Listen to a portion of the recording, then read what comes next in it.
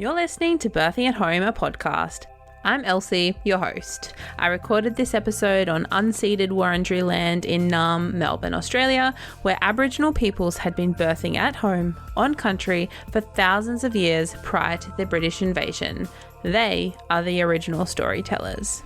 If you want to learn more about me, the podcast, or how I can support you in achieving your home birth, be sure to check out my Instagram at birthingathome_apodcast.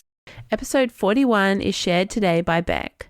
After researching and choosing private midwifery care in her first pregnancy for a planned hospital birth, Beck shares today about her 2 subsequent home births. It's a beautiful conversation about pregnancy, birth, continuity of care, challenges in pregnancy, and having children present during birth. I really liked Beck's reflection of feeling like she could birth alone, but then asking herself the question if she actually wanted to birth alone. In addition, Beck's husband Lloyd also shared his perspective as a partner supporting birth at home. This episode is linked in the episode description. And in the theme of continuity of care, from December 2024, I'll start offering doula or birth attendant support for births at home. So if you're in Melbourne looking for continuity and space holding that Beck spoke so beautifully about, please contact me via my website, birthingathome.apodcast, or Instagram. Enjoy, guys. Welcome back to Birthing at Home, a podcast. Thanks, Elsie. So excited to be here. Thank you. Thank you for joining me on Saturday morning. Yes. And it's almost like finally, because I recorded with your husband, Lloyd, like I think the Instagram post says 27 weeks ago from when we're recording today. So however many weeks 27 weeks ago were. It was a while ago. It's on a Saturday morning. Yeah, it was a while ago. I was, definitely well and truly pregnant still with the third. So sometime back ago. And so we were, I remember that he said, Beck would be keen to chat about her story, like from her perspective as well. And then we decided to wait until baby number 3 was here, and now baby number 3 is here. But before I give too many details away, do you want to give a bit of an intro to yourself, like who you are, who's in your family, where you're located, that kind of thing? Yeah, so my name, obviously, Rebecca, born in Melbourne. Lloyd and I have lived here around the Dandenong Ranges for the first sort of 5 years of our relationship. We've had our first son and our second son here.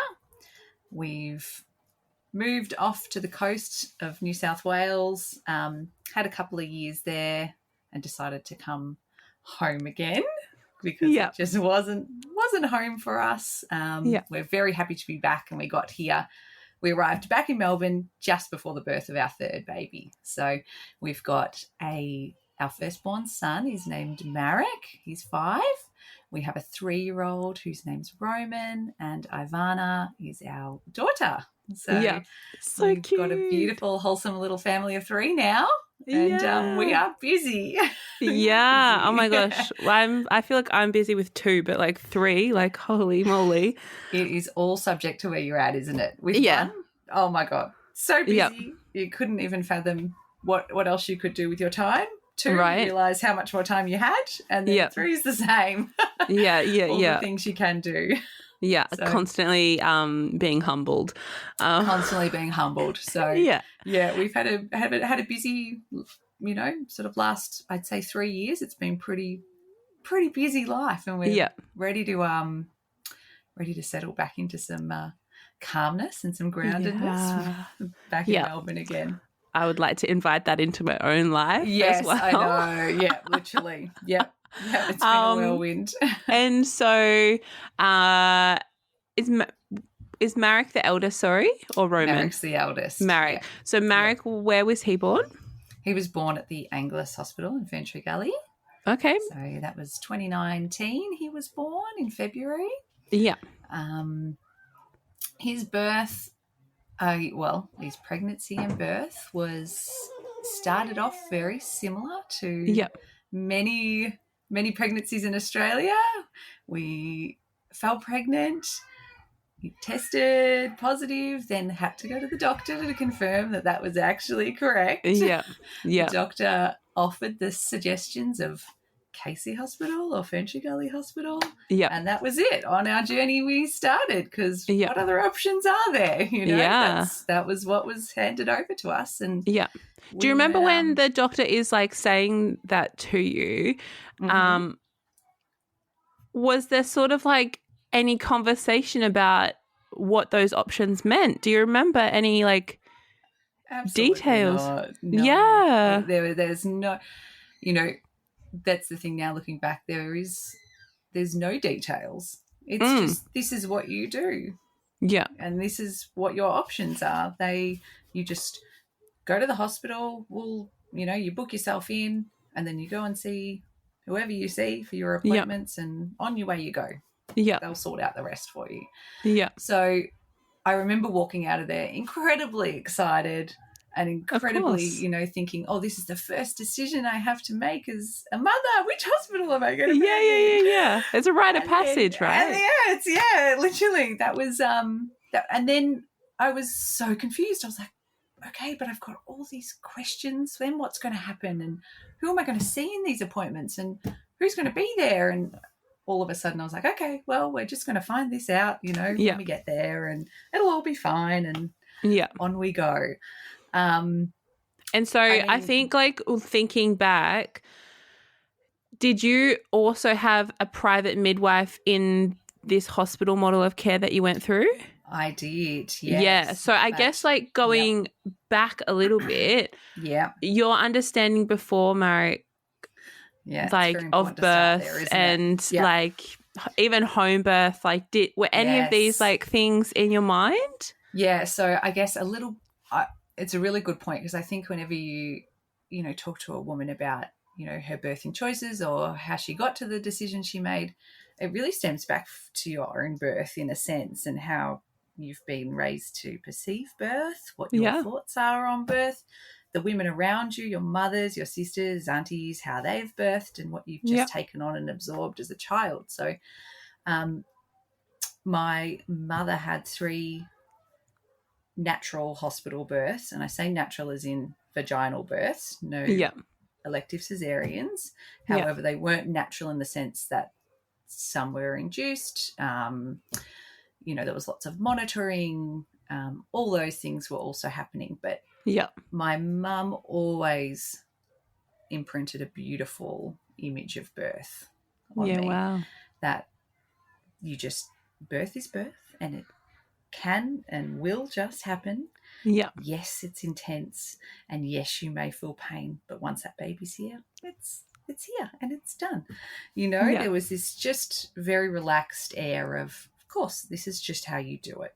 And yes, breastfeeding, that's just what you do. There was, I was very, I think, blessed in that sense that I didn't have to work through or navigate the confusing feelings of, but everyone in my family just has C-sections or formula feeds. So giving that as a bit of a starting point, I think, that set me up for when I did fall pregnant.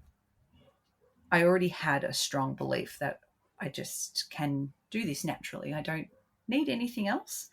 I don't want to I don't want to have a C-section. I want to experience this feeling.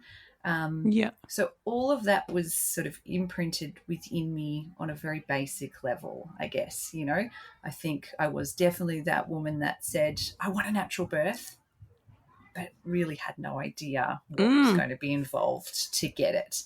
And that was the whole story of Marek's pregnancy, is realizing that, wanting a natural birth, and then realizing what that entailed and how to get to it. It's a whole nother story. And I really, my eyes were opened in a big way along that pregnancy. So after doing the, booking in with the Angliss and going for a couple of appointments there, realizing that there was no continuity of care whatsoever, that I was just seeing a different midwife every time. Some midwives I'd really get along with, and then others, it was really standoffish, a little bit prickly, and I was like, oh my goodness, this is, sometimes I'm walking out feeling so excited, and some I'm just incredibly down about, because there is the realization that I have no idea who is even going to be there the day that I give birth, really started to hit home. Yeah. There was also a lot of questions raised in those appointments that I didn't, about a lot of the testing, pain relief, like it was all centered on a lot of the things that I truly didn't feel that I wanted or needed, and started to realize I'm going to have to really push, I'm going to have to give a bit of pushback here to get what I want. And that was really scary. Yeah. From that point, I started diving into some research, and that was the beginning of the deep, deep wormhole that sent me on my journey from there onwards into birth. I was at the time working in Brunswick East and living out in Alinda. So it was a good hour, 10 to hour and a half, hour 45, depending on the traffic, drive in and out every day. So I had a lot of time to kill with some podcasts. Yeah. The very first podcast I listened to was, I've written it down here because I knew I was going to forget the name of it, the Fear-Free Childbirth Podcast by Alexia Leachman. Which was just one that I just searched in Spotify and it popped up and I was like, beautiful, Fear-Free Childbirth. That's great. What a good start. Yeah. I don't want to be scared of birth. Let's do it. So true. I think she's based in the UK. Okay. But she started, each podcast sort of did unravel different topics to do with natural, unnatural births, and was all centered on how to, achieve and avoid certain outcomes to get that natural birth outcome. Yeah, sure. And that really kicked off the journey, because all of a sudden I was like, yes, I agree with all of this. I'm feeling all of this. But at the same time, I'm hearing how difficult this is going to be within the hospital system. And it sort of all clicked, all the feelings that I had already been feeling all of a sudden were being recognised. I felt very heard, I guess, in my feelings about the hospital just by listening to this podcast, which was amazing. I was able to also, great thing about podcasts, just send them off to Lloyd. It's so true. I was like, you need to listen to this. You need to listen to this. Yeah. I'm not feeling good about this. Anyway, during that podcast, she often did say, if you are going to birth in a hospital, a support person, private midwife, doula, great place to start. So I was like, okay, I need one of these. Yeah. Being 6 months pregnant at the time and having this huge epiphany that all of a sudden I was really scared to give birth in the hospital. So my fear, I wasn't scared about childbirth. I was now scared to walk into that hospital and potentially be pressured, coerced, pushed into things in the state of labour that I really didn't want or believe in. So that was a huge motivator for me to research a private midwife. Yeah. And at that point I think I was at work on my lunch break and I was like, now's the time. I jumped on and just Googled private midwives in Melbourne and came across Mama Toto midwives. Yeah. I sent them off an email just introducing myself, what was going on. I got a phone call back from the beautiful Juliana within, I think, a couple of hours, and I was able to sneak off into the back room and have a chat with her for about an hour, and just, the rest is history of the relationship that I've had with her now through 3 children. Yeah. Started at that point. Yeah, that's incredible. I remember coming away from that phone call and thought, oh my God, for the first time in 6 months of being pregnant, after all the quick 15-minute appointments in and out of the hospital, so true. I finally feel held, supported, heard, and have someone that actually really trusts and believes in me just after an hour on the phone with them. Yeah. And that was the most incredible feeling and realization as to how integral she was going to be. Yeah. for me to get the birth that I really dreamed of, which was Yeah. pretty special. Yeah. And so I guess so you're listening to this amazing podcast and you've connected with Juliana, and knowing that your second and third births were have been home births. Yeah. Obviously 6 months is quite a bit into pregnancy. Quite a bit in, yeah. But definitely. had the thought crossed your mind, should I be birthing this baby at home, or is this possible, or? Yeah. That was all coming up at the exact same time I was spiraling out about going into the hospital. Yeah, wow. And I had the conversation with Lloyd at the time. I said, I think I need to have a home birth. I don't want to do this hospital thing. And bless him, he was just, he was not there. He was, I hear you, and I really agree with all the things I've been listening to and you've been showing me, but I don't think we can for the first. I don't think we should. Yeah. There was all of that still there, that initial, I think, first-time parent. Yeah. Didn't have, I guess, anyone around us at all that we knew that had home birthed before. So it was a very much, I think if we had have had a friend or one person that we knew, and especially Lloyd, that would have felt they could have talked to, it would have been a different story. But yeah. That was meant to happen for that journey. But that's and that's a very common story, and also a common misperception that your first birth is a trial run. When you don't fully understand physiology and in the context of birth, I think it's easy to think that we need to understand how you birth to figure out how you're going to continue to birth. But I'm sure, as you'll be able to reflect in this episode, each birth is a bit different. That's right. It's not a copy paste scenario. So I think that's we're all victims of the birth culture that basically says you need help, you need medical help, you have to go to the hospital. That's exactly right. Otherwise you'll die, or somebody will die, or that's exactly right. Right. Yeah.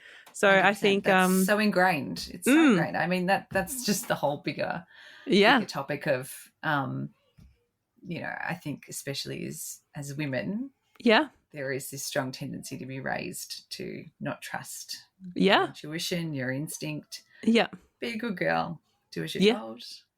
Yeah. And we know better. And you'll be fine. And we know better. Trust the doctors.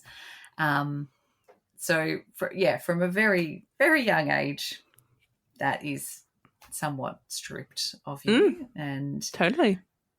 It's really hard if you don't have, again, had a very strong mum who very much believed in questioning everything. Was very natural minded, holistic minded. So I had that imprint in there to work with already. But if you don't have that, where do you even start from to find that inner trust and that inner intuition? You just, I see why majority of people just do as they're told, basically, the whole time. Yeah. Yeah. So definitely that was brewing in my head, the home birth thing. I mean, the other major factor, which, was really important to us at the time, was the cost. Totally, the cost of the home birth versus just having Juliana as a support midwife was, it was a big difference. And 6 months into the pregnancy, without much time to plan for that, was a big deal. So true. Do you want to give a bit of an overview of your birth experience, especially with the support of Mama Toto with Marek in hospital? Definitely. So Marek, my waters broke as a first sign of labour with Marek. So it was about midnight. Yeah. In the bed, I'd been tossing and turning, very uncomfortable for a few hours. No idea that it was actually labour starting, of course, and then all of a sudden whoosh, out it all comes in a massive gush. So it was a big sort of initiation into labour starting. Yeah, wow. And contractions picked up pretty much within the first half an hour, 40 minutes. Yeah. It was quick. Wow, just like the movies. In the sense that it was just on from the moment the waters broke, off we went. Yeah. Obviously having Juliana on board, and I guess, this is I'm able to reflect on this in hindsight, but how special that was to have, called the hospital to let them know, oh, your waters are broken, you need to come in straight away. Okay. Yeah. We'll hang up the phone, call Juliana. Don't worry about it, just take a breath. I'll call the hospital, I'll liaise with them. Just do what you're doing. Once things start to get a bit intense, let me know. She'd been at another birth, or she was just finishing up at another birth. So, this is 1 o'clock in the morning or 2 o'clock in the morning. Yeah. So I, continue on labouring on my own for a good few hours with Lloyd. Of course, the whirlwind of that first labour is like nothing else, you're, it felt very much I was, in a sense, being taken along for the ride as opposed to being, in control of the ride, I guess, in a sense, but also feeling very determined and motivated for what was coming, in a sense. So it was, it's like nothing else. You try and explain that first time having a baby. It throws you up and down all over the place. Yeah. But the most, those first few hours when I was just at home, I was labouring a lot on the toilet. I decided that was the most comfortable spot. I needed to go to the toilet. I was there. Totally. I needed to vomit. I was right there. Like, so I just, I had my beautiful sacred little toilet bubble, and I was happy to just stay in that. I think Juliana arrived at about 5 or 5:30 in the morning, straight off the back of another birth. Well, and I remember her just coming and holding me, and just this beautiful presence of, you are doing so well, and you've got this, and I'm just here when you need me, and everything was just, I was just able to get so in the zone. And it was about that time where I started to get those first urges to push for the first time. And, that's a feeling like no other when they start to kick in. Yeah. And I remember Juliana looking at me, I'd say it was about 6 a.m. at this point, and going, are you pushing? Does that feel like you need to push there? And she's like, and I'm like, yes, I think it is. She's like, I think it's time to go to hospital. Yeah. And all of a sudden I was like, oh no, what do you mean I can't move? I am here and I am stuck to this toilet, or I'm wherever I was leaning at the time. Anyway, she offered at that point, she's like, would you like me to check to see how far along you are, just so if we can buy ourselves a bit more time? And at the time, absolutely fine.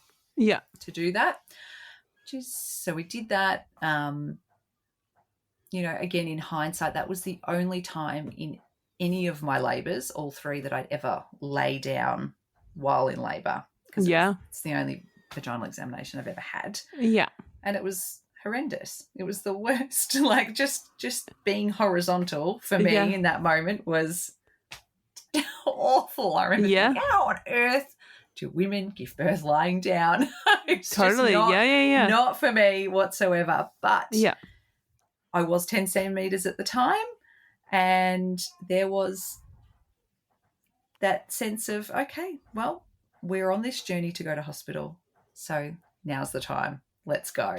So I was bundled up into the car. Yeah. I remember Lloyd, it was so beautiful. I remember Juliana, leading up to that birth, coaching him through ways he could help, and saying, keeping the space as private and dark as possible.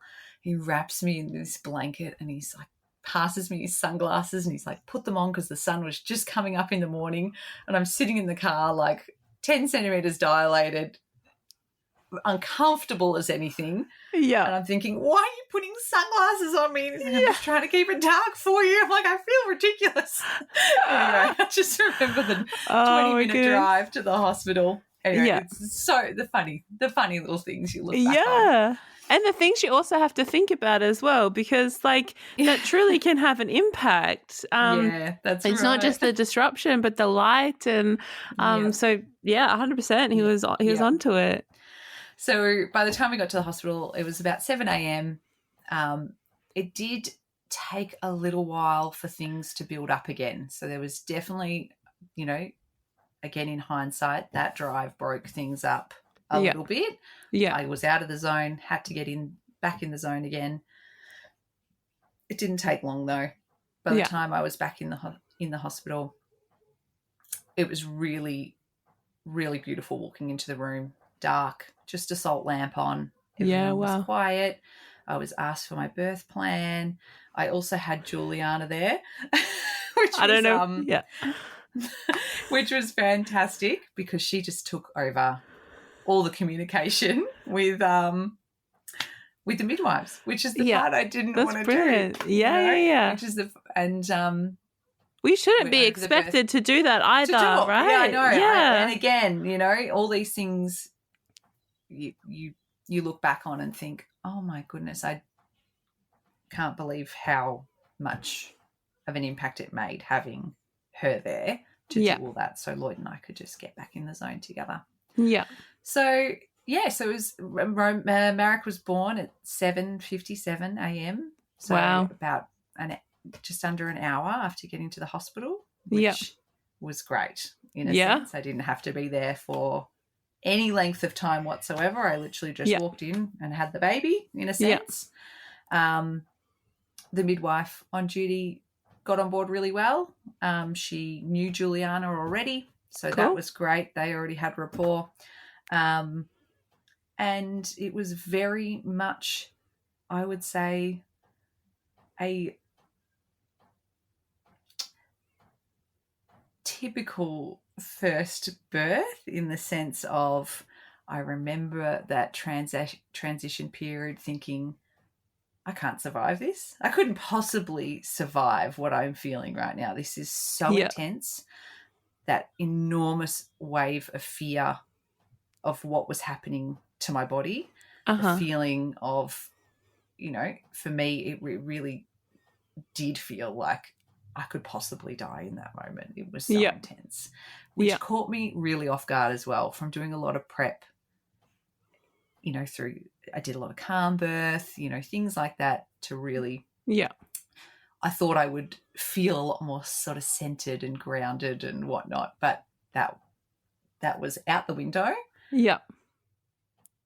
But it also, all of that preparation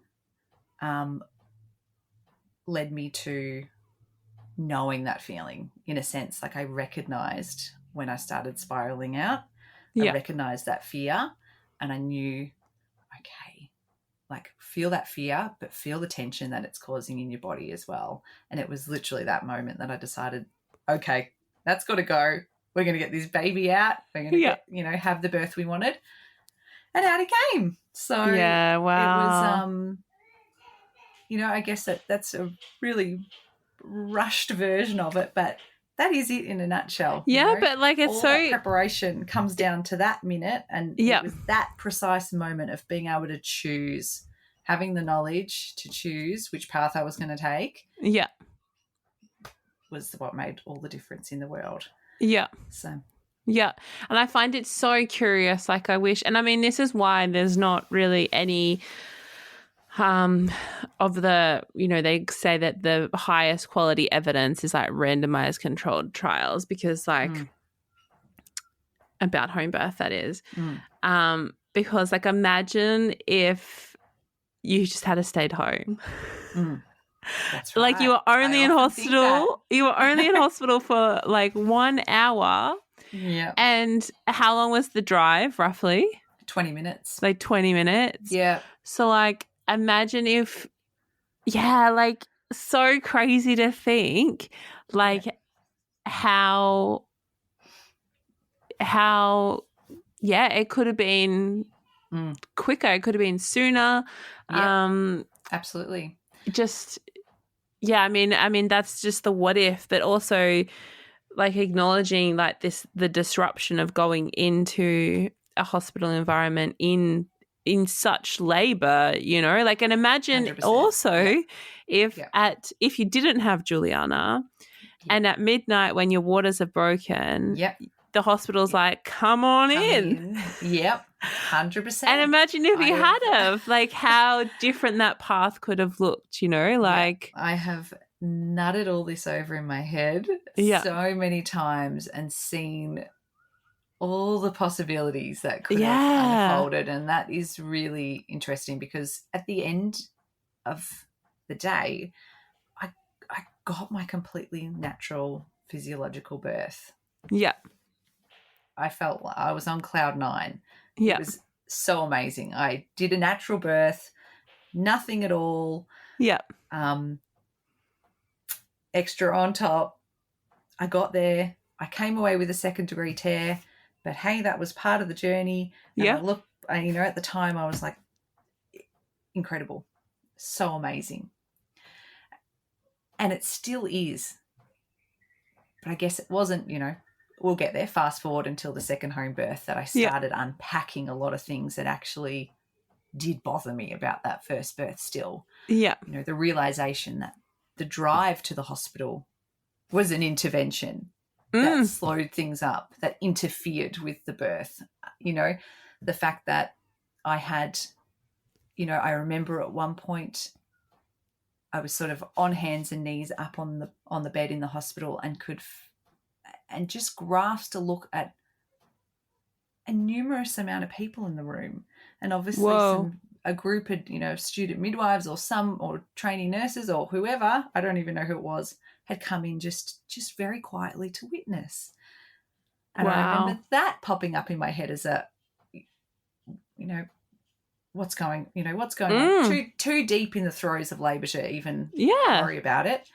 I look back on that birth video as well and remember I can hear the audio in the video and the midwife asked me a question. I can't hear what the question was, but I just say, oh, whatever, you just do what you need to do. Like there was a few moments where, you know. Interesting. There was things that just weren't, you know,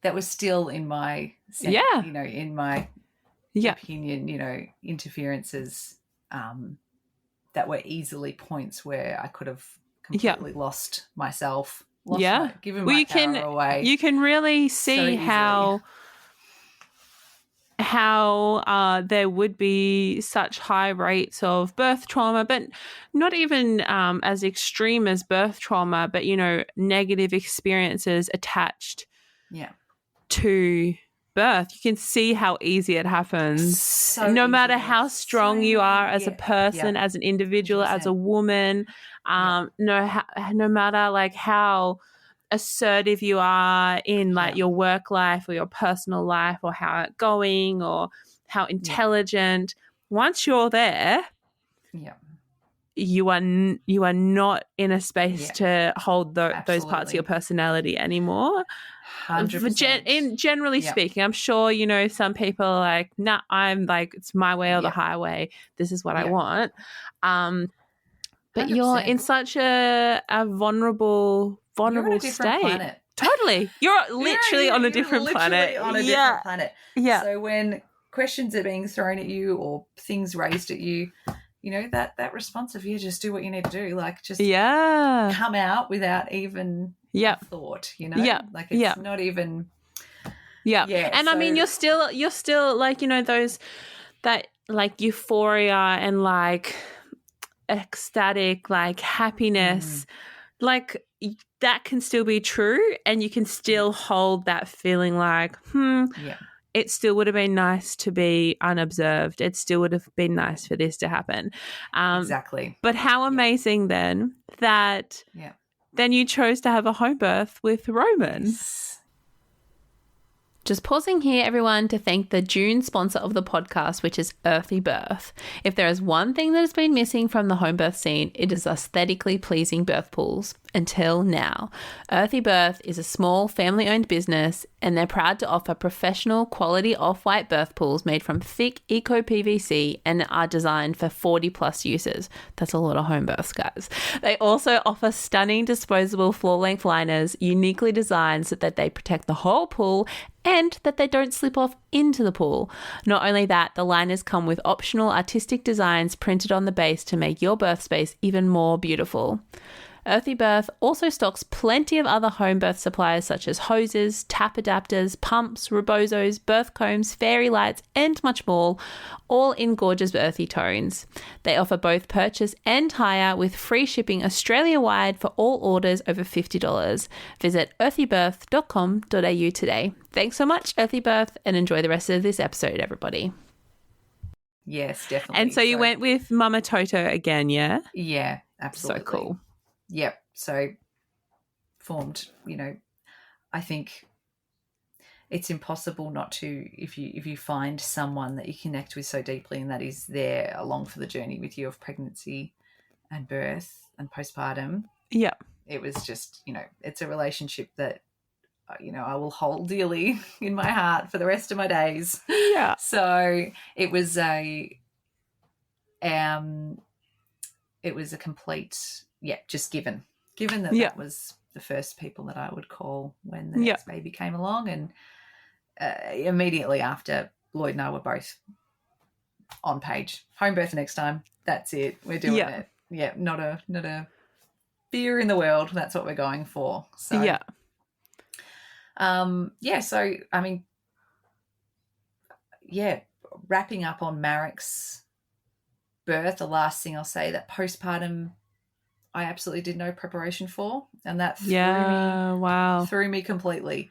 Yeah. I did have a secondary tear, which I found incredibly hard to recover from, especially I just had this mindset from, I am definitely a get up and go person, but also society as a whole that, up you get, you've just given birth, great, the faster you get up and just get going, how good are you?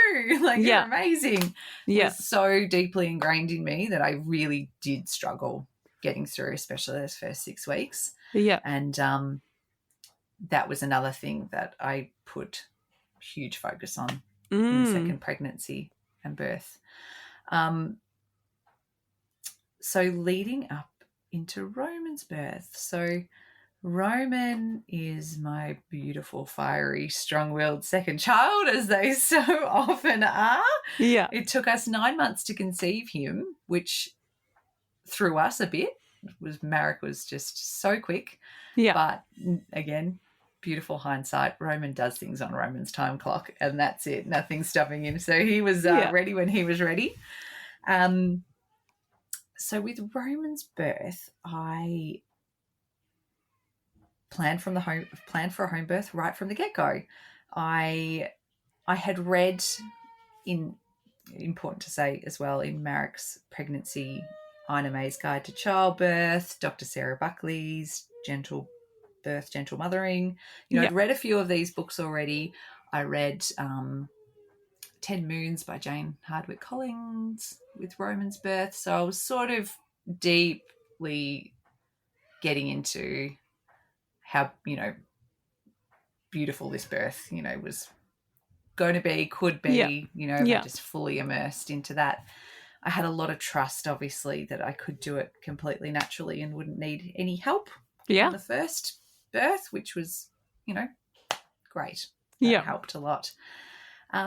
One thing that did come up during Roman's pregnancy, which was really interesting, was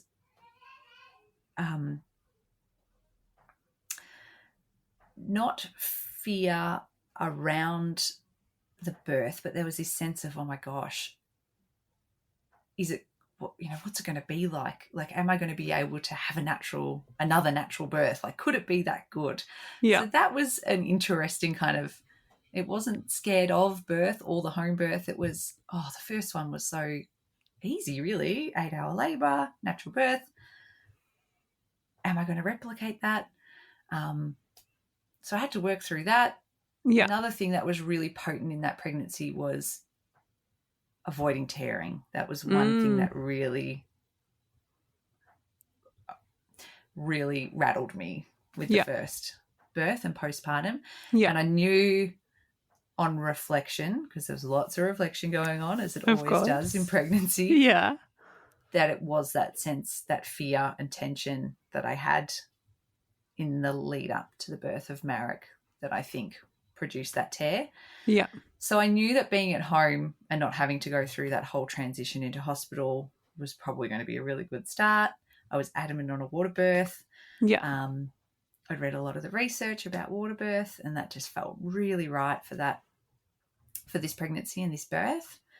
I did a lot of work with my midwives. So I had Juliana again and Danielle, who was with them at the time, support me in that pregnancy and that birth.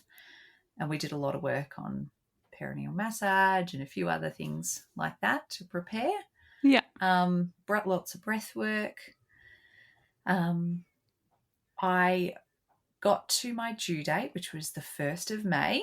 And I was like, okay, well, we've got to the due date. Marek was born on his due date. So no pressure. No pressure, but, come on, Roman. Oh, second babies usually come quicker. Yeah, so true. You've got this like already preconceived idea that, seconds come faster. Yeah, that's what I was told too. That's what you were told too. Yeah. Yes. I heard a lot of people that were told this, which is just terrible. So 3 weeks later, oh my goodness, 3 weeks later. So that you were like 43 weeks or in 40 weeks. Yeah, oh my gosh, 42 and 6 weeks. Wow. So that last 3 weeks was mentally so challenging. Yeah. However much I truly believed that he was going to come when he was ready. Yeah. That he was to decide and pick his birth date. Yeah. It's his soul's journey just as much as, this is mine. Yeah. And to just trust in the process, I found it so hard. Yeah. So hard. Yeah. Every week I'd go in to meet with Juliana, I'd just be in tears, letting it out completely. I can't believe I'm still pregnant. Here I am again at another checkup. Yeah. Anyway, it got to that 42-week mark.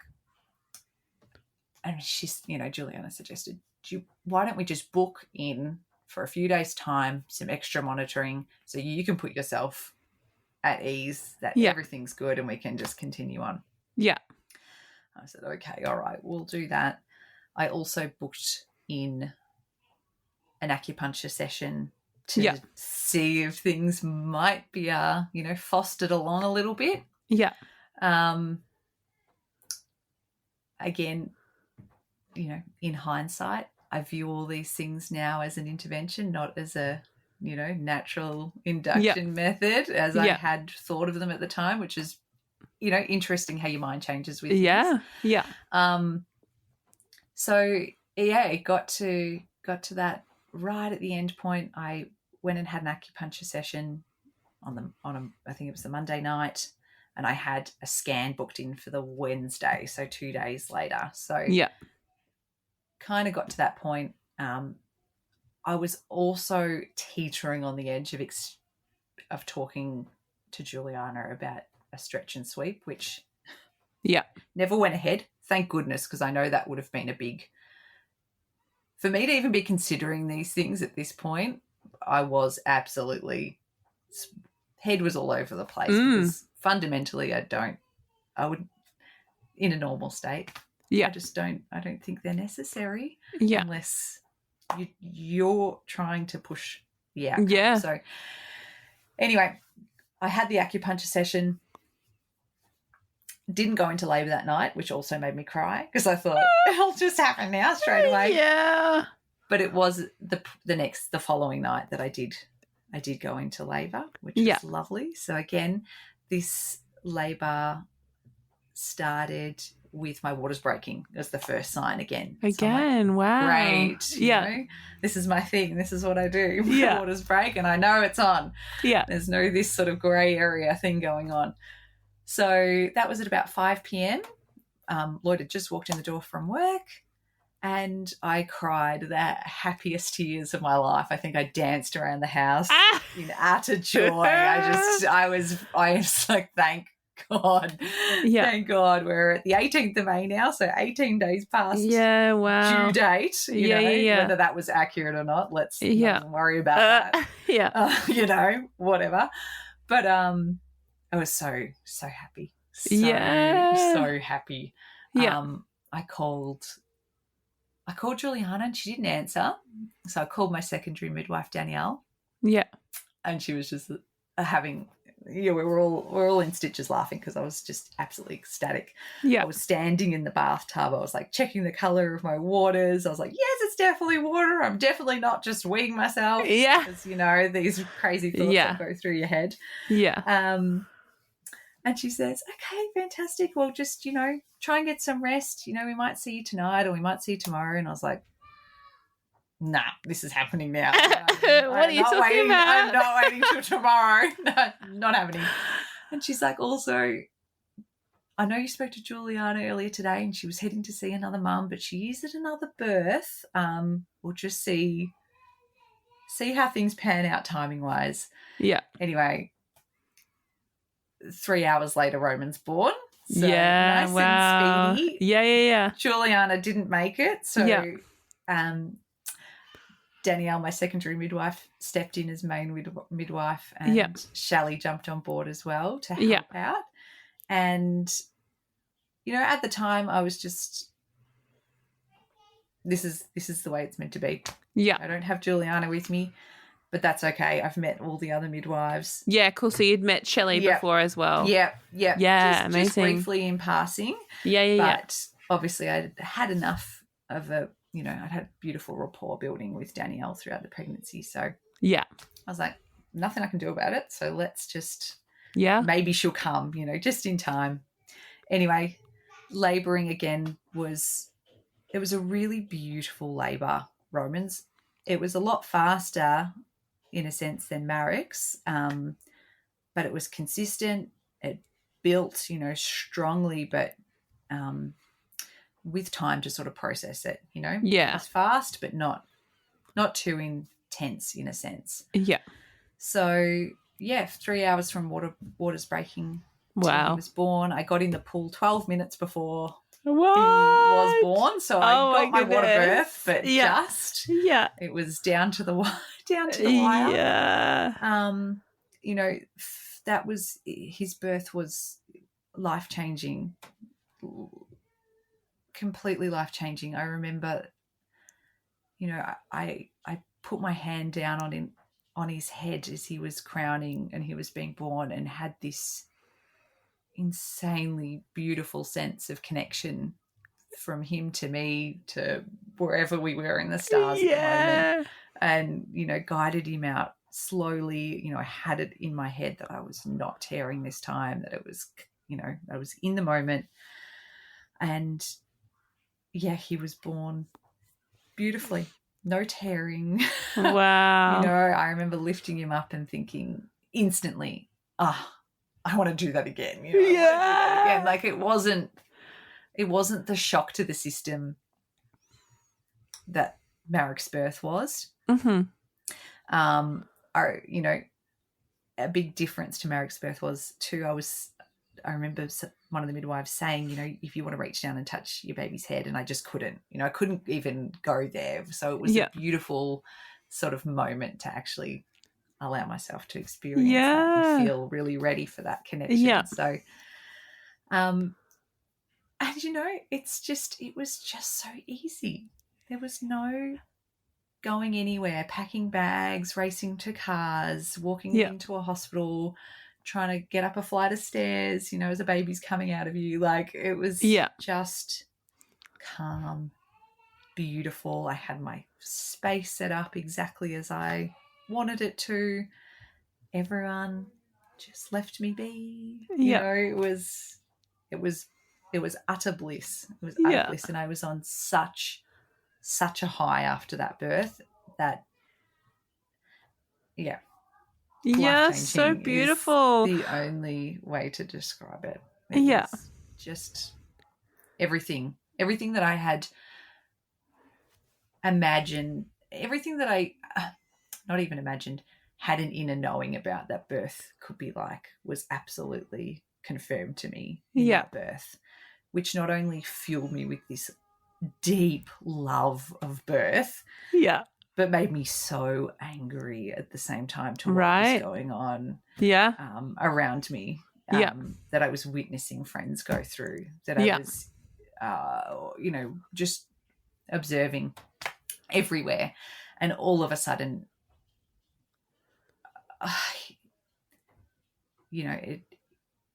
I was in the throes of this deep love and deep passion for what I had experienced, but so deeply hurt by what was happening around me. And all of a sudden it all made sense. Yeah. That deeper, from, this is the way everything has shaped, throughout history to this point, to what women were experiencing in the system, broke me to absolute tears.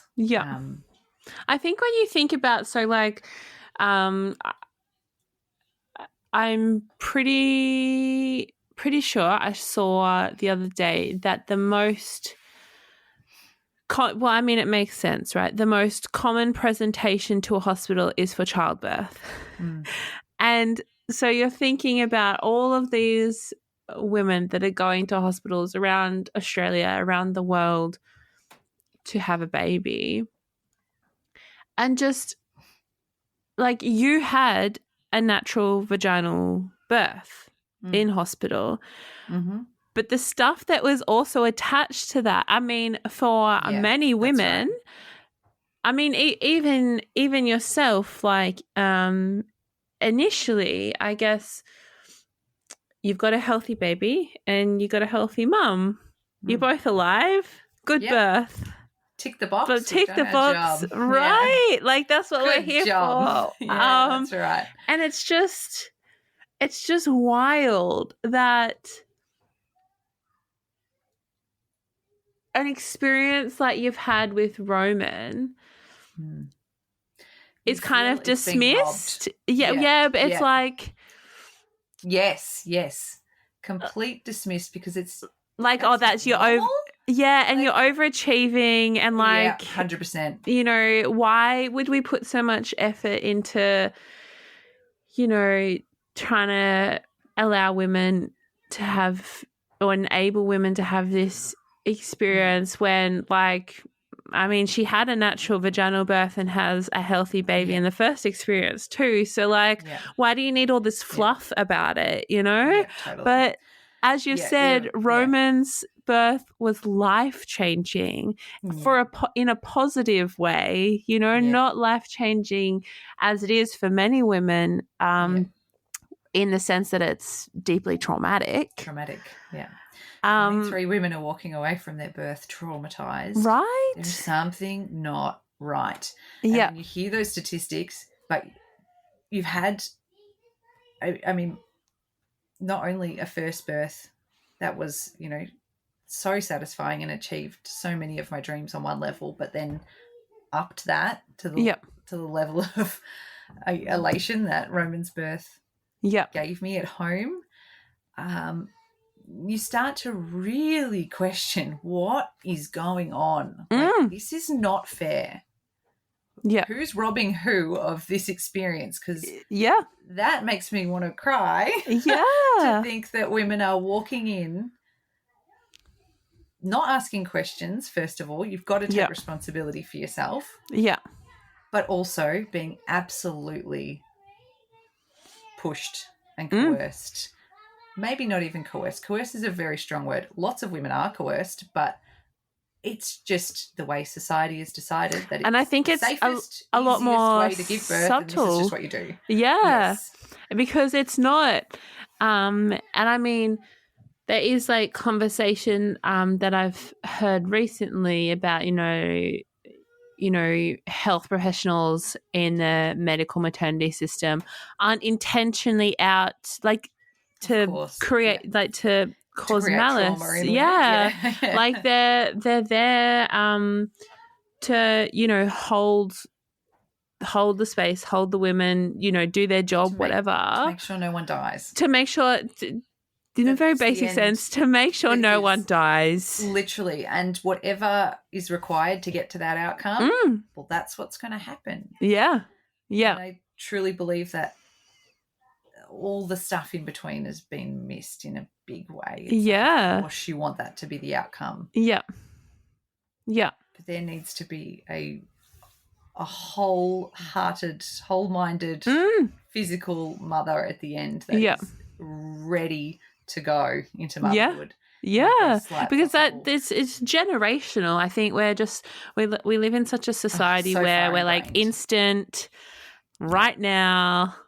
Yeah. Okay, let's go. Can't wait any longer. And I mean, what I wanted to ask as well is, going past 42 weeks, did you experience any external pressure placed upon you from friends, family, other health professional people?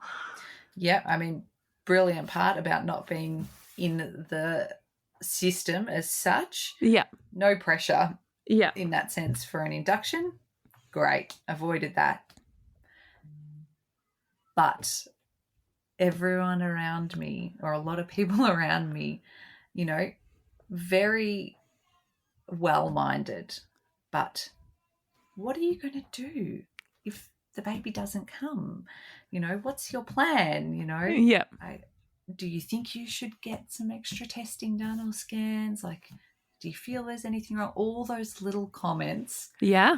I think absolutely added to me spiraling out mentally and not being able to, hold strong. I mean, I felt like I did hold strong pretty good to it was pretty impressive. It's not going to happen. Yeah. By any means, but absolutely. Yeah. I could sense more on an energetic level to the fear that a number of people within the family and friend circle was starting to have. I could feel their anxiety over the fact that I was so far past my due date and that couldn't be normal. Yeah. And that there wasn't that trust that everything was okay. And I felt totally fine. I knew the baby, Roman was totally fine. Yeah. So yes, definitely. Yeah. Definitely. So definitely. Such a, I see huge cultural thing on social media, everywhere, people saying, I saw a TikTok yesterday, and it was a woman that was 39 plus something, and she'd posted on TikTok that she was too afraid to say no, so she just said yes to the booking an induction, but she was on TikTok to say that she actually she was just not going to turn up. And there was people in the comments being like, your placenta's dying, and you're gonna die, and blah blah blah blah blah, and just it was just so it's so unnecessary, but it's so deeply embedded in our culture that it's amazing to hear stories like yours that really present it so differently, I mean, if I was booked in at the Angus again, I can't even begin to imagine the fight I would have had to put up. Yeah. To have gotten to where I had to get with Roman. It would have been a monumental task. Yeah. And they would not have been happy with that whatsoever. So, there's a reason for these things. But what was your postpartum like, with Roman, but also having Marek as well running around? Well, chalk and cheese. Knowing, the jump from having 1 to 2 was so much easier than just having the one, in a sense. I had done a huge amount of research during Roman's pregnancy into postpartum, nutrition, healing, you know, all that sort of beautiful stuff. You know, I was onto meal prep in the lead up to his birth. I'd stocked the freezer up. I'd gotten all my friends and family on board with food. Yeah. My mum came over and did the washing and cooked soups, and, you know, everyone was prepped. I don't want gifts. I don't want anything. You either cook or clean for me. That's it. And so there was a lot more assertiveness from me as to the help I needed. I knew what help I needed this time. Yeah. You know, again, as a first-time mum, sometimes you don't realize. You don't realize what you need until you need it. Yeah. So I had all that covered. I had a beautiful recovery. Not having a tear that this time made such a big difference. Yeah. And I co-slept right from the beginning this time. Didn't follow any of the ridiculous you know, how you need to sleep with your baby rules through in. And off we went. And I never had a night that I, you know, woke up from or didn't wake up from the next morning going, oh my God, that was horrendous. It was just, I had enough sleep. I had enough energy, you know, I was eating good food. So it was beautiful. It was just, it followed on from the birth and really set the tone from then on out. Yeah. As to how I thought birth should be. Yeah. I also saw, you know, experienced what I could give to my friends, you know, as well, that were all having babies, you know, and making meals for them and supporting them emotionally, you know. They didn't need a cute little bunny or, you know, some more clothes or whatever. It was, you know, I realised where the true sense of, you know, women supporting women through birth and pregnancy was. So that was really special too. And take that on for the rest of my life now. Yeah, absolutely. And so what's the age gap between Roman and what's the baby girl's name? Ivana. What's the gap? 3 years. 3 years. I think that's just like the best. I mean, personally, I think that's the best gap. It is. I agree. It's worked out absolutely beautifully for bringing in a third child, especially. Having Roman, you know, communicating beautifully, toilet trained, all that sort of stuff. Very capable to get himself a snack out of the fridge, whatever needs to happen, helped immensely.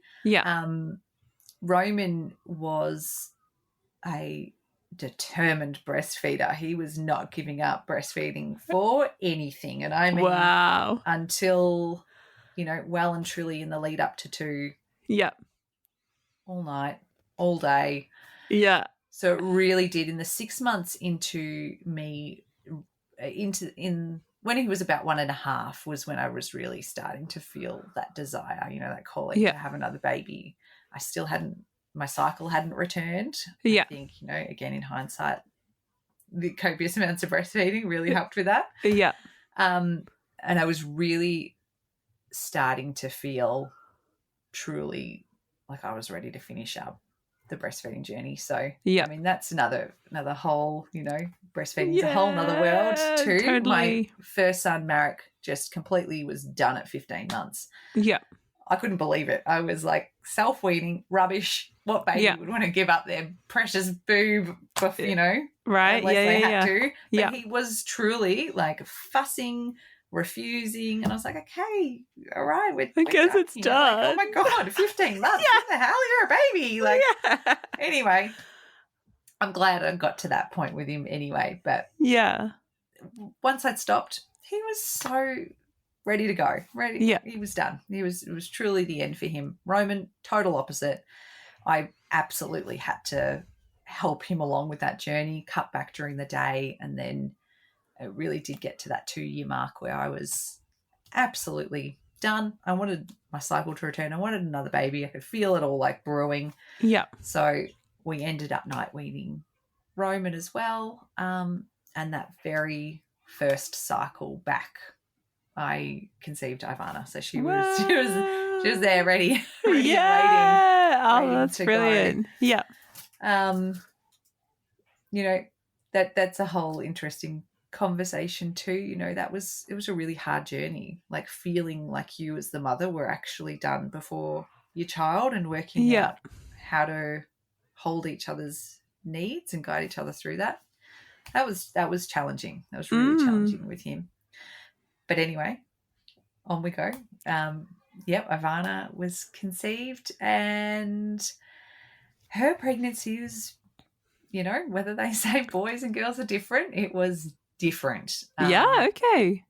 I mentally, that first 12 weeks, mentally and emotionally, was really hard, like very emotional. I was battling with a lot of thoughts of, why have I fallen pregnant? Did I even want this? Which was really hard to process because I absolutely knew I wanted a third baby and I wanted this baby, but mentally, for some reason, I was just all over the shop. Yeah. Very emotional, trying to just pull it all together. Felt utterly exhausted the whole time. Yeah. Both Marek and Roman, I seemed to get through with a little bit more energy, not so much nausea, very easy pregnancies. So, yeah, that first 12 weeks of pregnancy on this third one was really challenging. Really, really challenging. But again, you get through that first trimester and it was very smooth sailing from then on. Yeah. There was a component where I had listened. It was actually funny. I started listening to about when Roman would have been about 1 at the time. So it was well before third baby came along, but I started listening to the Free Birth Society podcast at that point. Oh, yeah. I'd heard this term floating around, free birth. Again, never heard of it. So again, being a bit of a birth research nut, Yeah.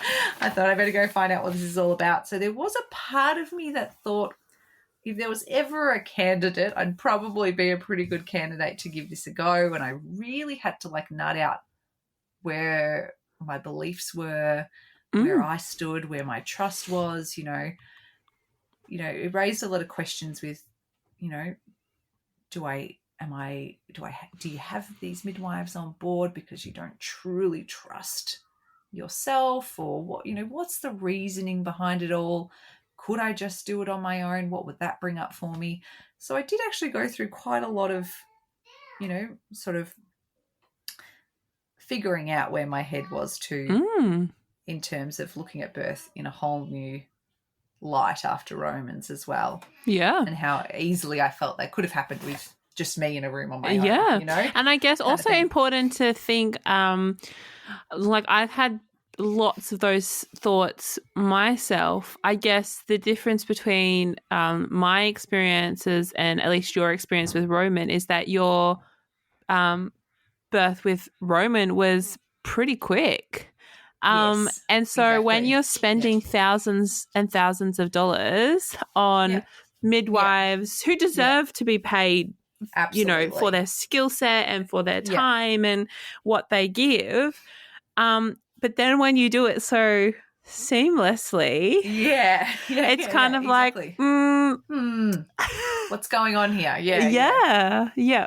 What do I truly need and want? Yeah. So I did unpack that for quite a bit in the lead up. It was really in the lead up to falling pregnant. Once I did fall pregnant, it was very clear to me that it wasn't about having. I mean, there was a small element of having the midwives there to help and assist if things didn't quite go to plan. Yeah. That was such a tiny, tiny element. It was so much more these women that had carried me and supported me throughout previous births that I truly wanted them in my space again. Yeah. And to have these, you know, these women who I could talk to throughout the pregnancy, more so than the birth, like those appointments, you know, check your blood pressure, you know, do a blood test here and there. Very basic. I don't do I'm not in on many testing whatsoever, apart from very basic bits and pieces here and there. Yeah. But to have them to talk to for more the emotional support Yeah. was the biggest factor for me, and it just felt like an absolute yes. I want my midwives there for more reasons than, if something goes wrong. Yeah. So. And I guess I just like quickly to mention is that's kind of the conclusion. I don't know if it's a conclusion, but the thought process that I've had, I feel like historically women were, women would have been in attendance of the labour and birth that that you were familiar with, that loved you, supported you, and to hold that emotional aspect. And I feel like that's my right to have that. And it sucks that, it's super regulated, and technically midwives are under, a lot of rules, and you do have to pay thousands of dollars. But that holding throughout the continuum of pregnancy and postpartum, and like it's just what price can you put to that? Yeah. And that's right. And I really I thought, the way my last two births have gone, I fully trust that I could do this on my own. But do I want to be alone? Right. Do I want to be? No, I really did not want to be alone. Yeah. The thought of that's not for me. So, off we go on that journey again. So, have Juliana on board again for a third birth, so amazing pregnancy, which was just absolutely beautiful. Yeah. And by this time Danielle had moved interstate, so Shelley came on board for my secondary midwife. And again, great. She was there for Roman's birth as well. Yeah. Once I sort of got through that first 12 weeks, everything really settled down. And had a really beautiful, very easygoing pregnancy from then onwards. You did move though, right? Yes. I mean, when I say easy, the pregnancy was straightforward and very easy. I've been very blessed in having zero complications or anything during pregnancy. Life, though, was not easy. Life was incredibly turbulent. We were at this point living in rural New South Wales, on the coast. Beautiful, beautiful place.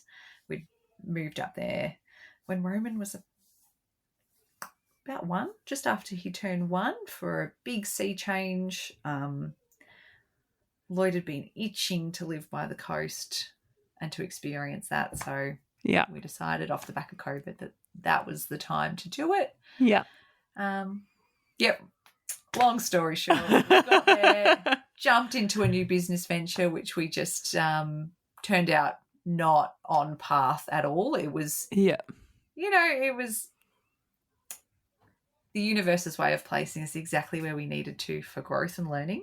It was not pleasant, though. It was not pleasant. Yeah. We had to go through it, and we are so grateful for that experience now, and learnt so much, and are now so sure of where we want to be in life. Yeah. So grateful. But it was really, really hard to sit in that for a long time. So it was really, as pregnancies and new souls coming into your life often do, Ivana was very much the catalyst for, this is it. We've had enough. We're moving back. Lick your wounds, take the lessons and learnings, and let's move on. Let's go. Let's get this done. So it was there was a lot of stress and emotional turmoil throughout her pregnancy. So it doesn't surprise me that in the intensity of that first trimester, it was so full on, and that probably played a huge,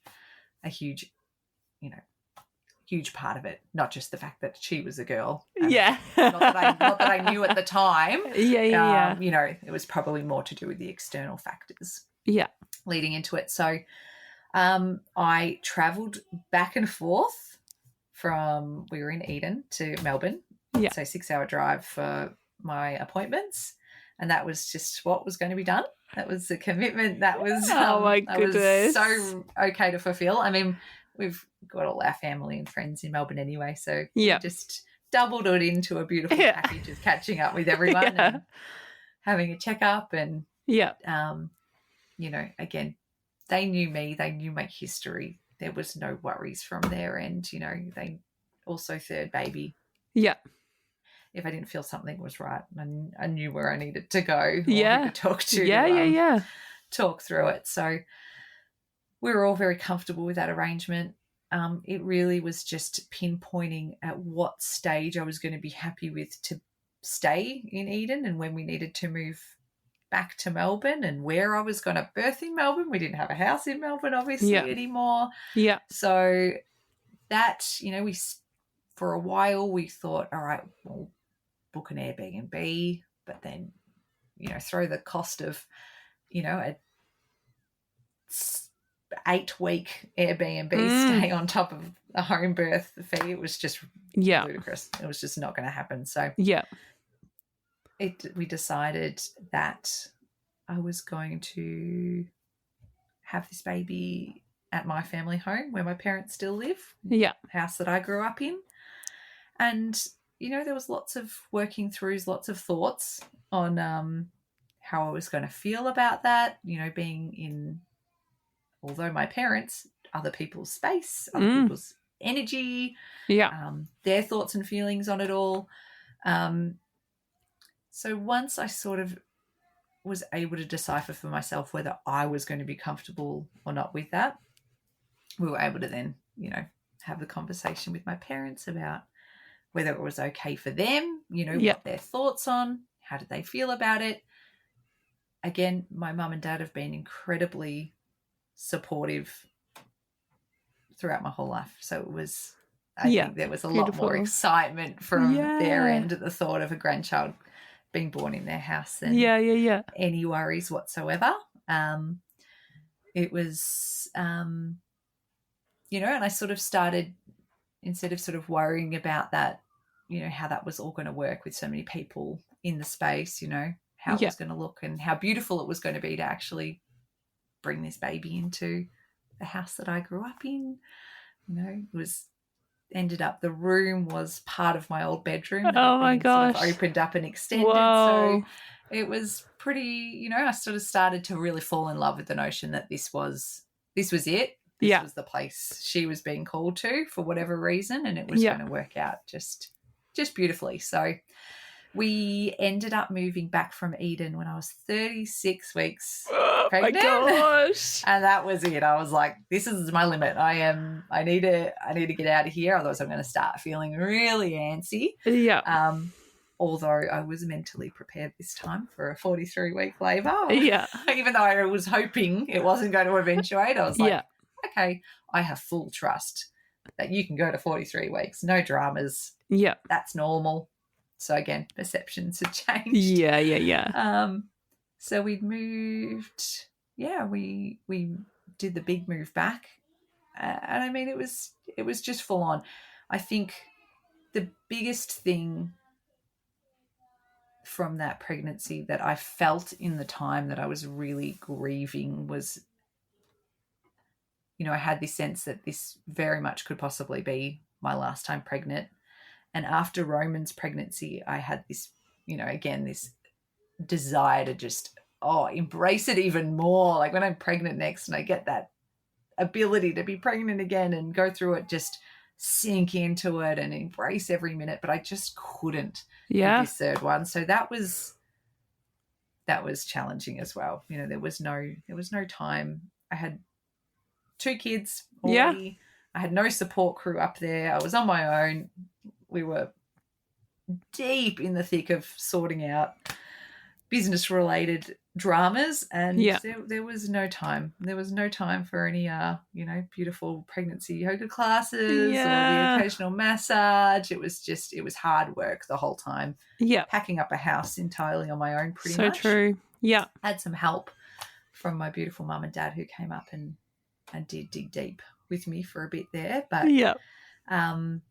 it was It was full on. So Yeah. the desire to get back to Melbourne was strong. I had not been able to nest like I did with the other two, which I was craving. I just wanted to set up my birth space and walk in and out of the room and, like, you know, get to know it. And it seems really odd, but no, it's not odd. I'll take that back. It doesn't seem odd. It's totally normal to want to nest when you're pregnant. But with Roman, you know, I had the birth space set up, you know, from 37, 38 weeks. Yeah, and of just course. wander in and out and, like, you know, soak it in and add a little thing here and add something there and tick away at it over time, whereas I just couldn't do that. So I was craving to get back and get to work basically on that space. So once we were back, it was the craziness changed, but it didn't stop. We had my eldest just turned 5 at the start of February. He started kinder this year, it was wild. My beautiful sister had been and was in the thick of a very, very stressful twin pregnancy. Whoa.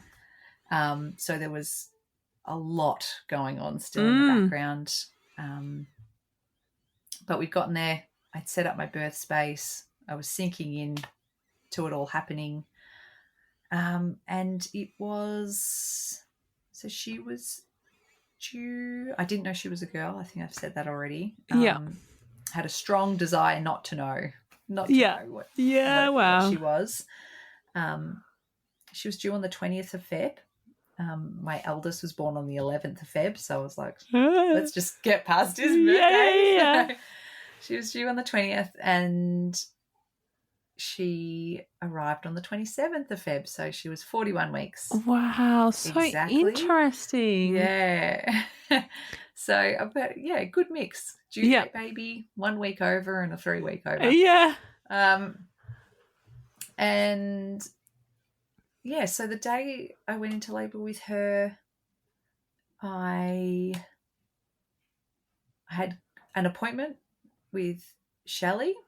Oh, I think it's important to mention too that Juliana, who obviously I had for Marek's birth, was meant to be at Roman's birth but couldn't make it because she was at another birth. Yeah.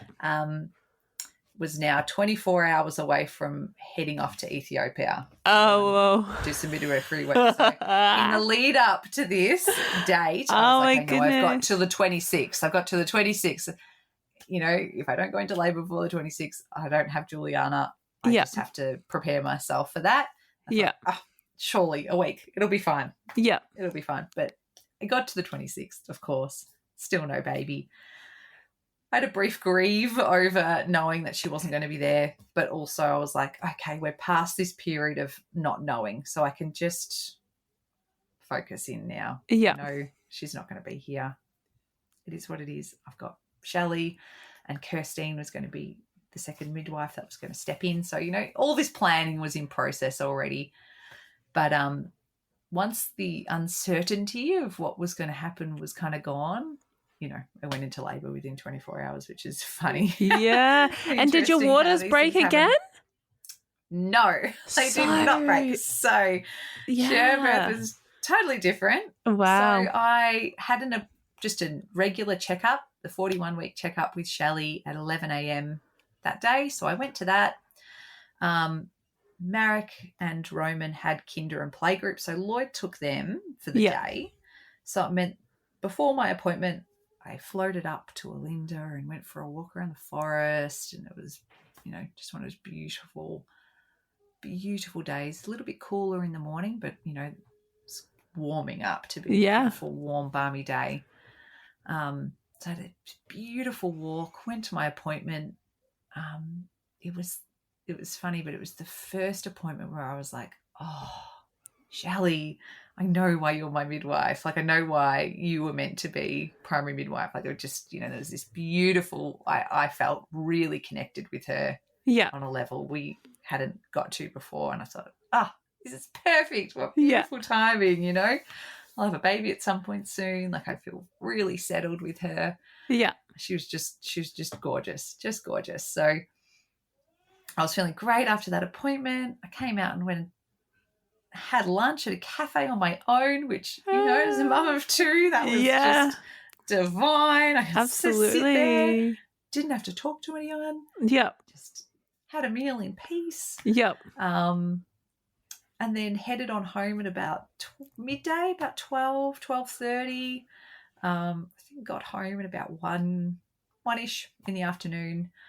And pretty much the moment I stepped out of the car, I was like, oh, there's a, little tight going on there. That's nice. And then I just noticed they were regularly sort of rolling in very gently every 10, 15, sometimes half an hour, but they were just kind of there. Like, I had this happen a week ago on my due date on the 20th. So I was like, I'm not believing this. Yeah. Once I am like clinging onto the wall or something, bracing myself for impact, then I will believe I'm in labour. Yeah. But, yeah. This will probably get to nighttime and it'll stop. This is just nothing. Anyway, Lloyd gets home, 2:30-ish, and they're still just rolling in. I'm like, oh, maybe, wouldn't this be nice? But, let's not worry about it. I was like, until my waters break or, they're intense enough, I don't believe anything. Yeah. So it was just one of those from that sort of early afternoon period onwards. So just really slow, really gentle, really light. But they were there, 3 hours in. I was like, okay, I'll message Shelley and I'll just say, hey, this is very, very mild, very gentle, but it's happening.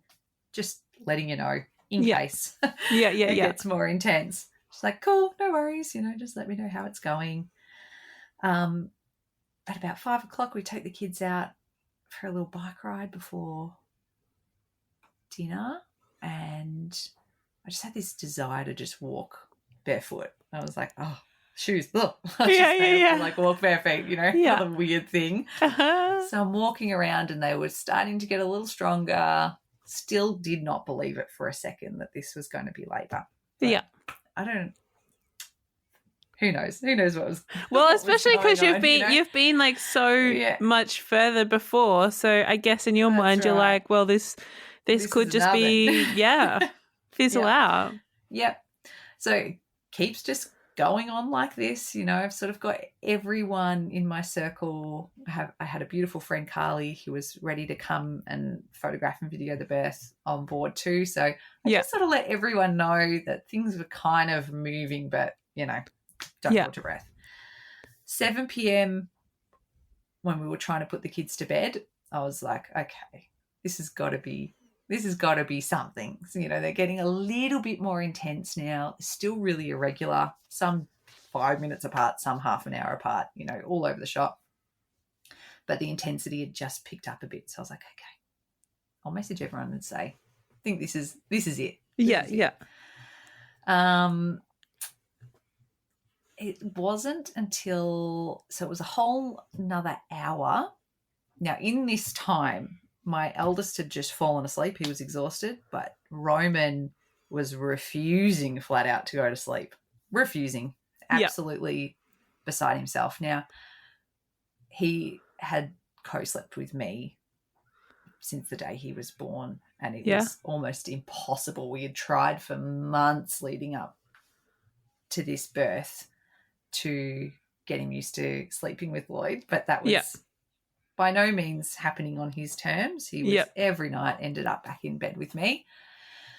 So when Lloyd was trying to put him to bed while I was, just trying to keep in the zone and hope, I was hoping that I could just keep things building. Yeah. He was absolutely losing it. I could hear him crying out from the other room. Oh, no. Anyway, by 8 o'clock when I was like, okay, I'd gone for a little walk in the garden and I had really sort of welcomed the fact that I was in labour. Yeah. I was like, yep, this is happening. I want it to happen, come on, baby, let's do this kind of thing. Yeah. And I felt the urge to go into my birth space at about 8. And I could hear Roman from the other room just crying. And I was like, oh, this is going to be really, what have we got in store? Like, this is going to be challenging anyway. At that moment, Lloyd walked in with him And I just had this big sense of relief from feeling like, how is this going to, is this going to disrupt my labour? Hearing him so upset in the background, to him just coming in, I was like, great, this is it. This is perfect. Lloyd put him on the bed next to me and he just chilled. He was just happy. Yeah. It was an hour past when he usually goes to sleep, but his whole demeanour just shifted. Yeah. He just went quiet, peaceful. He was just watching me. How you going, Mummy? Are you roaring like a lion yet? Why are you breathing like that? So it quizzical. was so just, I think being so beautifully bonded and attached to me for such a long time,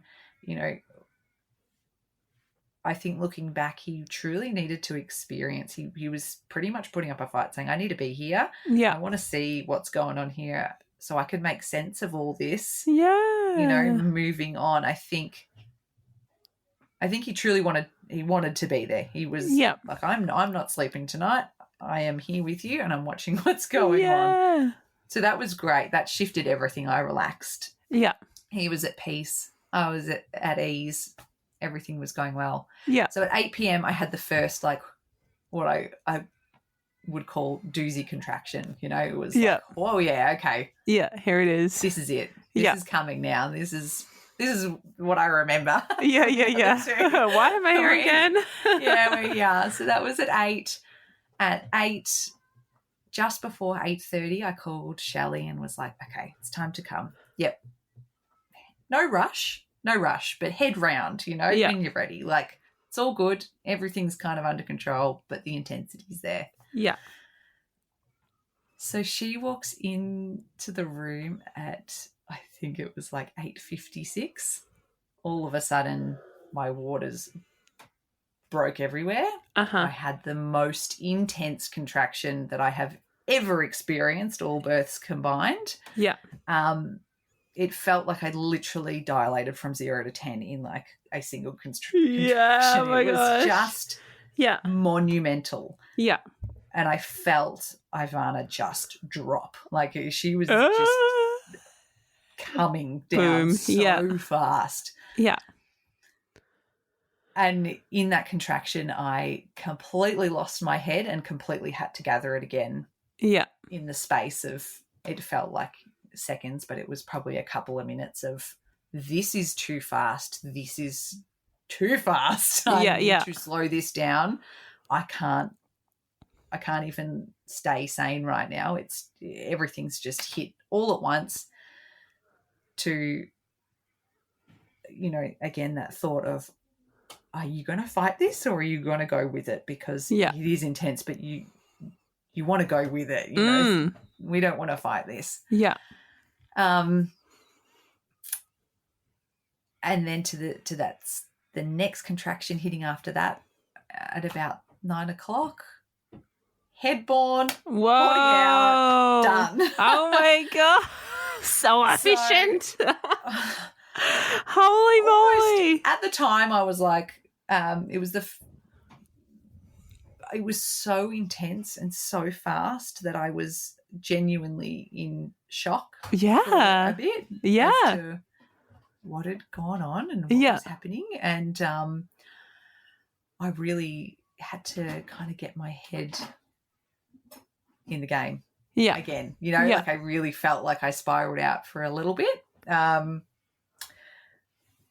I didn't get in the pool. I didn't make it into the pool at all.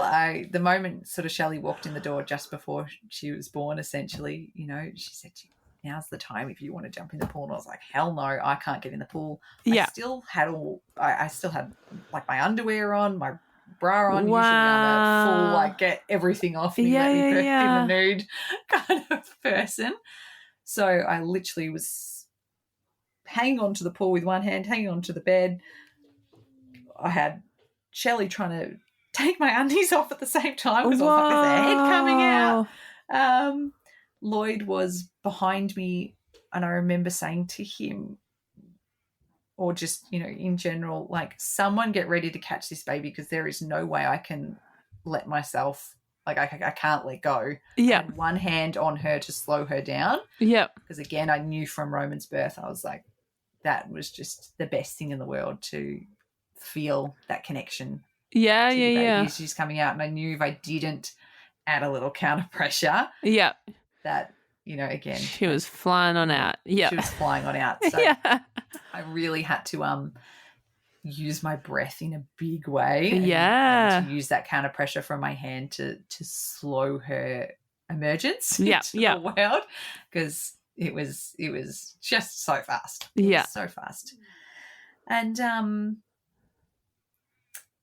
Lloyd was right there behind me, ready to catch her. Yeah. Roman was standing behind, sort of cuddling over his back with his head on Lloyd's shoulder, just in awe, watching. And in the birth video, you can hear Roman being like, "Oh my goodness, can I touch her hair? Like, can I touch the head?" Not her, because no one knew what she was yet. Can I touch her? Can I touch its head? And Lloyd's just like, "Oh my God, what is going on?" He's just like, "I've got one job. I'm just going to catch this baby." Yeah. And out she came. Wow. Everyone saw her gender. Yeah.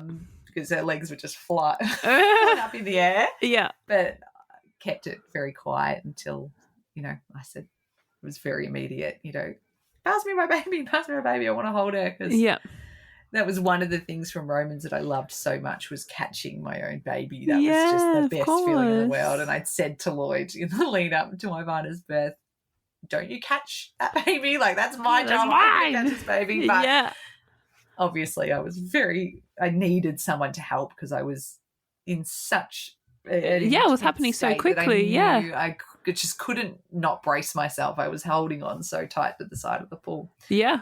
And anyway, it was, again, a beautiful but intense birth. Yeah. I picked her up and just held her for a good couple of minutes. I was like, I really just want to absorb and hold you before I find out whether you're a boy or a girl. I had some feelings that she was a girl, but I just sat with it for a minute and then burst into tears and found out I'd had a daughter.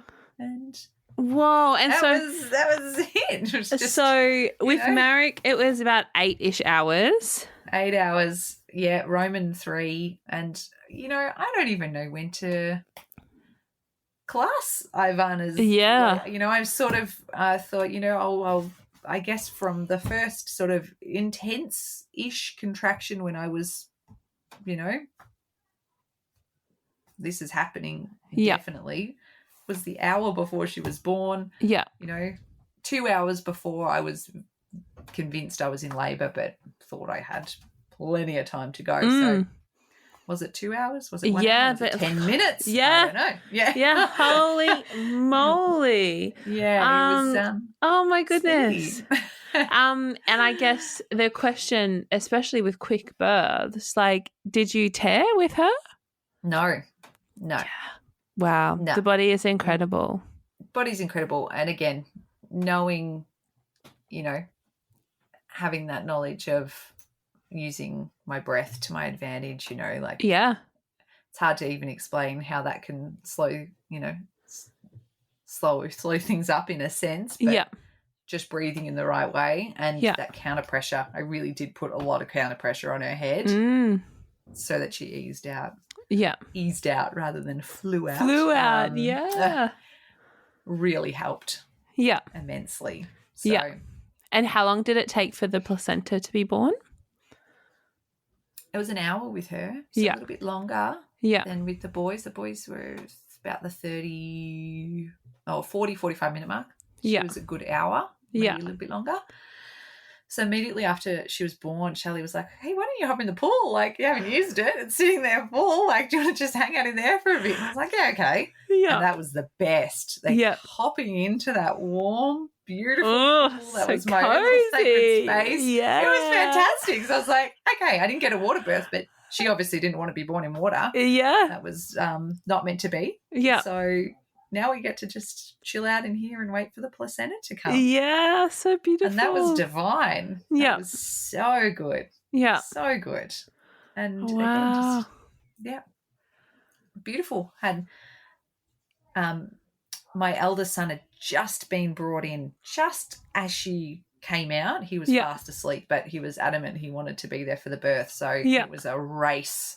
I think my mum raced to the room to grab Marek and bring him in, because I thought, I know he's asleep, but if he misses out on this, he's not going to be happy. Yeah. So both my boys were there. Both witnessed it. Yeah.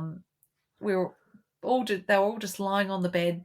I had sort of the bed and the pool right next to each other. They were all just lying on the bed, like chatting to me, talking to me, watching it all afterwards. It was just so beautiful. And I think what an amazing experience for two sons to witness birth like this. Yeah. And to imprint that on them, that this is birth, and this is how your sister was born, and just amazing. I think like amazing. even that has like a generational impact, I think, because like how powerful you are to, you know, for them to, I mean, obviously kids love their mom, right? But like to see, like, it's such a disservice to women when, you know, like growing up, I feel like, I'm sure many people that listen to this will have experienced as well, you know, the stork delivers the babies and like it's this random bird. Yeah, literally. But it's women and we birth them out of our bodies, and like it's like we go through such a journey and like to another planet to like bring this baby into this world, and that's us. That's all us. 100%. And for those boys to have witnessed this, whoa. I agree. I think that's so powerful. And so important. So important. And, you know, obviously what comes with that is so much honesty, you know, the lead up to her birth, you know. They did just as much prep as, you know, I did. You know, we watched their birth videos. Yeah. They asked all the questions. Yeah. Where's the baby come from? You know, we practiced what mum was going to sound like potentially. And, you know, it was a beautiful journey, and it's just like normal. Yeah. That's just it. That's there's nothing else there in the child's mind other than that's just how babies are born. That's where they come from. Yeah. Yeah. It was just beautiful. Just beautiful. Wow. Everything I could have imagined, in a sense, to wrap, you know, completing the family. Yeah. Yeah. It sounds just like a little storybook. Like I just kind of like, you know, you told it so beautifully, like with the boys like right there, and you know, Roman like looking over Lloyd's shoulder and just so beautiful. Yep. For all the intensity of it, you know, I look back and really am so blessed for how each birth has eventuated. You know, I guess that comes with also, again, the societal impact of not feeling like you should talk too much about it. But also, on the other hand, I think it's really important. Like, I haven't just gotten lucky and achieved one completely natural physiological birth.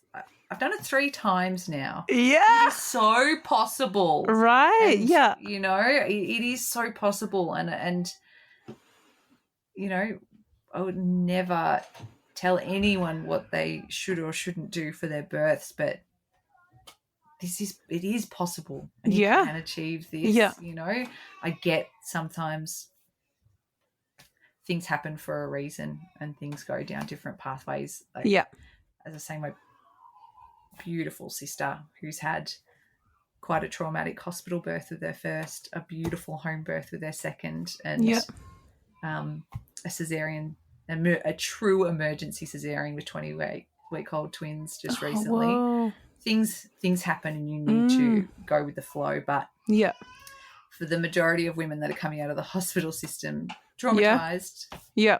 This doesn't need to happen. And this whole notion of just, oh, you're done with pregnancy, just book an induction, you know, what's it matter? I think these are huge. There's going to be huge consequences to this. Yeah.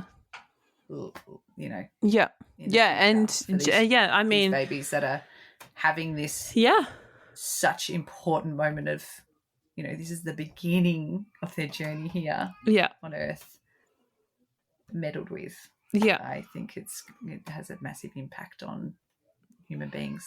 Yeah. The whole of society. So yeah, I agree. Yeah. I agree. Well, thank you so much for telling and sharing your stories. Like, just, I mean, like, also, you know, to go back very briefly on that point, it's like these didn't happen by chance. You intentionally set out to achieve this, and you intentionally put in place measures to have your best chance at that. And absolutely, I think, like natural birth doesn't just happen naturally anymore. No, you know, like, that was the big realization at the start of my baby journey. Yeah, is that you got to work at it. Yeah, you know, there's so many things in place that will inhibit that from happening if you don't fully trust yourself and know what you want and educate yourself and go for it. So it's beautiful. Thank you so much. Did you have any final words or anything like that to add that we've missed? Or I don't think so. I mean, I'll look back and think, I didn't know this and I forgot about this part. But we would be here literally for hours, 5 years. So it's all good. We'll leave it at that. I think brilliant. You know, I did, one important thing to say is that I did often, you know, for a while think, oh my, how lucky I was to achieve all these, you know, really easy, very positive, very empowering birth experiences. But now that's what normal should just be. They're just normal births. Nothing special about it. I just, you know, that's how it should be naturally. Like, that's how women have birthed for forever. So I think it's important to have that perception of what's normal. Normal, because normal's very different these days. Exactly. Very different. Oh my goodness. Thank you so much, Beck. My pleasure. Thank you so much for having me. Of course.